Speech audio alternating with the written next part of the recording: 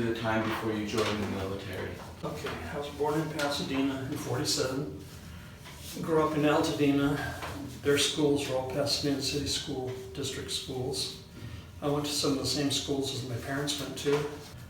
So, did you draft or volunteer? I volunteered. More than 60% of those who served in Vietnam volunteered. I enlisted in September '65 when I enlisted in the Navy. My dad had been in the Navy during World War II, and he made it during his time in the Navy up to chief, which was pretty good. My dad was in the Navy, and he knew all about ropes and knots and all this kind of stuff, and he was also our scoutmaster for several years, and so I had a real strong foundation in all the scouting skills and stuff. So when it came to choosing a service, the Navy seemed like the one, even though I get seasick. Yeah. And there is a story about, did you ever hear about the seasick sailor? He got so sick he thought he'd die, and then he's afraid he wouldn't.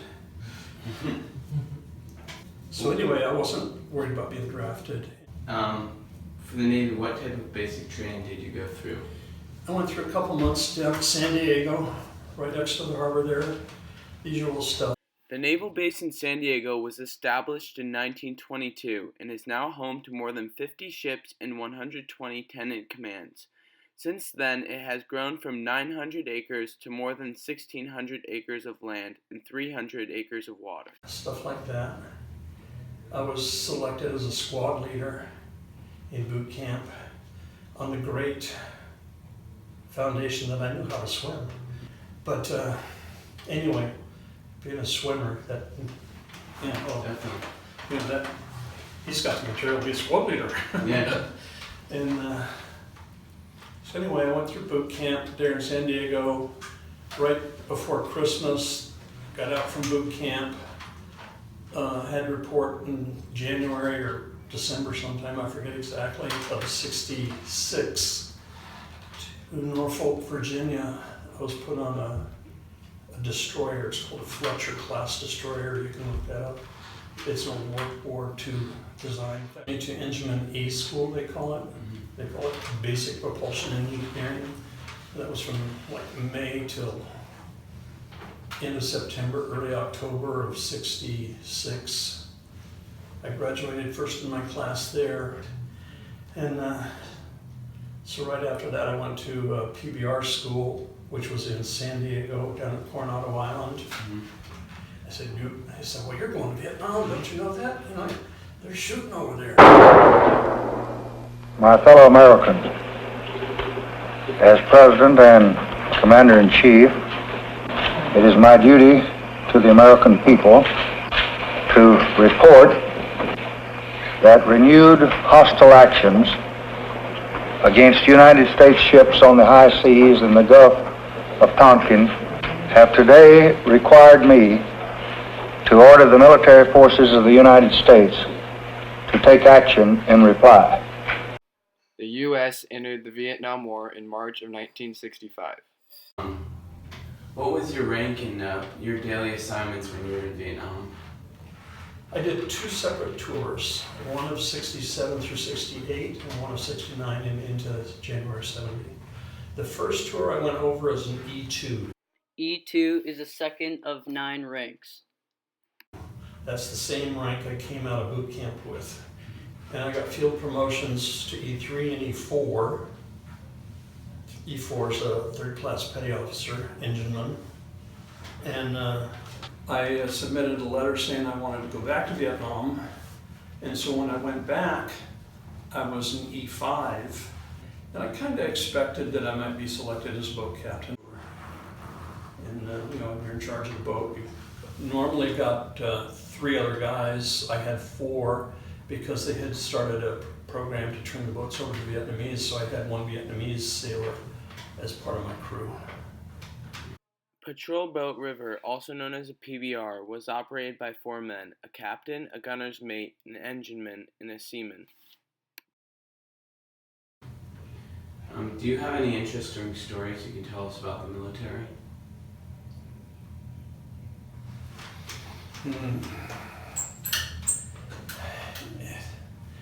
it's an opportunity to do all the things your parents told you not to do and you'd be ashamed of if they knew you did it. That's probably the number one thing that the military has done to most young men going in. The average age of a soldier in Vietnam was 22 years old. You know, but it can be a very maturing experience. You know, Yeah. it's a worthy thing to do. You know, I mean, on a ship in the Navy, an 18-hour day is normal. In 1968, the average soldier in the Navy in Vietnam would only get 3.5 hours of sleep a night. You know, I mean, like normal, you know, you're up at 6 or 7, you eat, have a roll call and inspection and stuff, and then you turn to your normal workstations, and you work there from, well, like a boilerman. If your ship's at sea, those boilers are running 24 hours a day. So they've got people that are working down there, and then they've got people assigned to do certain functions with the boilers down there. And during the middle of the night, there's people that come in every 4 hours to fulfill those key, keep the ship running thing. You know, so it's long duty, long duty. Do you remember your toughest week in the military? There were a lot of tough weeks. Yeah.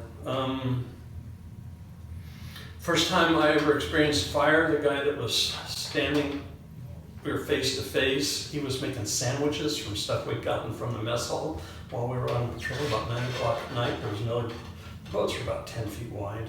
Another boat tied up to us right next here. He and I were the only two left on the boat. The boat captain, the patrol officer, and the forward gunner had gone over to the boat over here, and everybody was over here talking and BSing and whatever. And you couldn't even tell it was a shot, but it was a loud explosion kind of a noise. The guy got shot in the head, hair blew his brains out over here.